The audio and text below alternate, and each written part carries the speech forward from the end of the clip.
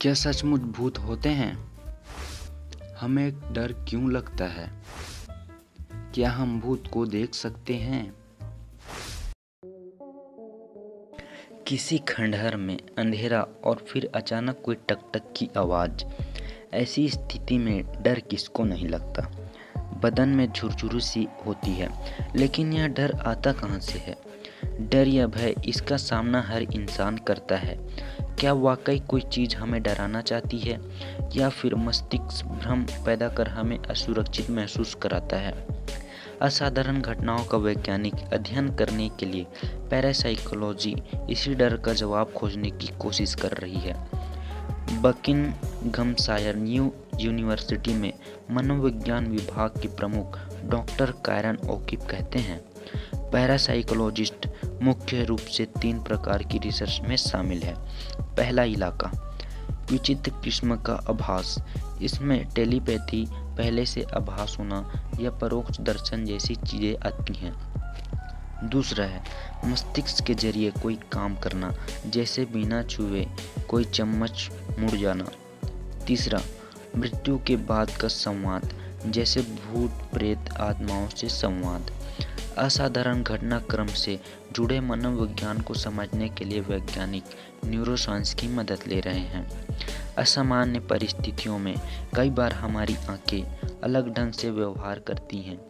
कम रोशनी में आंखों की रेटिनल रॉड कोशिकाएं सक्रिय हो जाती हैं और हल्का मुड़ा हुआ सा नज़र दिखाई देता है। डॉक्टर ओकिफ के मुताबिक आँख की पुतली को बेहद कोने में पहुंचाकर अगर हम आखिरी छोर से कोई मूवमेंट देखें तो वह बहुत साफ नहीं दिखता। डिटेल भी नज़र नहीं आती है, सिर्फ काला और सफ़ेद ही दिखता है। इसका मतलब साफ है कि रॉड कोशिकाएं रंग नहीं देख पा रही हैं।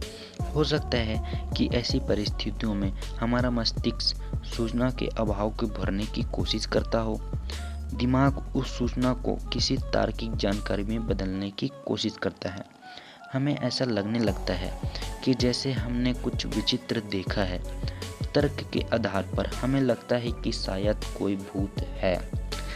ऐसे भले ही कुछ पलों के लिए होता हो, लेकिन इसके बाद इंसान के भीतर हलचल शुरू हो जाती है। सांस तेज चलने लगती है, धड़कन तेज हो जाती है, शरीर बेहद चौकन्ना हो जाता है। कुछ लोगों को बहुत ज़्यादा डर लगता है तो कुछ लोगों को बहुत ही कम डर लगता है।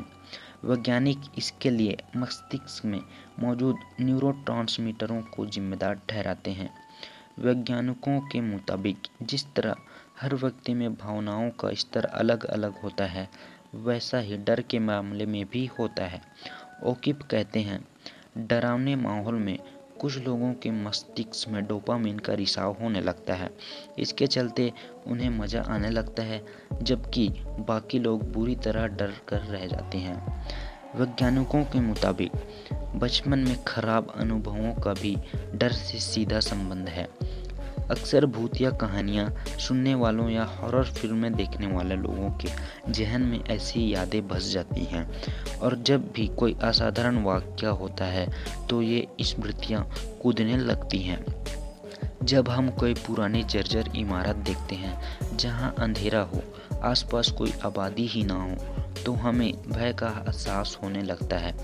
वैज्ञानिकों के मुताबिक ज़्यादातर हॉरर फिल्मों में ऐसी इमारतों को भूतिया बिल्डिंग के रूप में पेश किया जाता है। यह जानकारी हमारे मस्तिष्क में बैठ चुकी है। ऐसी इमारत देखते ही हमारा मस्तिष्क हॉरर फिल्मों की स्मृतियां सामने रख देता है। डर पैदा कर मस्तिष्क से ये चेतावनी देता है कि इस जगह खतरा है, जान बचाने के लिए यहाँ से दूर जाना चाहिए। इसके बाद धड़कन तेज हो जाती है और पूरा बदन फड़क से भागने या किसी संकट का सामना करने के लिए तैयार हो जाता है। ओकिफ कहते हैं कि किसी शख्स से इतना भर यह कह दिया जाए कि यह इमारत भूतिया है तो उसके भीतर एक अजीब सी भावना फैलने लगेगी। इसके बाद उस इमारत में जो कुछ भी सामान्य ढंग से घटेगा वो डरावना महसूस करने लगेगा। लेकिन क्या भूत होते हैं? इसके जवाब में ओकिफ कहते हैं, कल्पना और भूतों पर विश्वास या विचित्र परिस्थितियाँ इनके संयोग से ऐसा आभास होता है कि जैसे हमारे अलावा भी और कोई है, जबकि असल में कोई और होता ही नहीं है। लेकिन किसी चीज़ को बिना छुए उसमें हलचल कर देना या पूर्वाभास व टेलीपैथी जैसे वाक्य अब भी विज्ञान जगत को हैरान करते हैं। ओकिफ कहते हैं कि मस्तिष्क की कुछ विलक्षण शक्तियाँ अब भी विज्ञान के दायरे से कोसों दूर हैं। दोस्तों, ये वीडियो देखने के बाद आपने जान लिया होगा कि भूत होते हैं या फिर नहीं, डर हमें क्यों लगता है। ये वीडियो थोड़ा सा भी पसंद आया हो तो लाइक कीजिएगा और ऐसे ही इंस्पिरेशन वीडियो को ज़रूर से शेयर कीजिएगा। सब्सक्राइब करना बिल्कुल भी ना भूलें।